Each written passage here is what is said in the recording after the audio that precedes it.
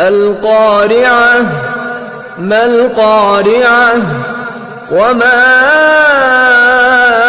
أدراك ما القارعة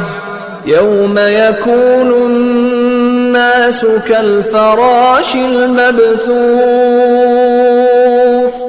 وتكون الجبال كالعهن المنفوش فأما من ثقلت موازينه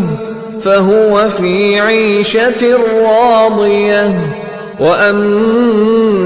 من خفت موازينه فأمه هاوية وما أدراك ما هي نار حامية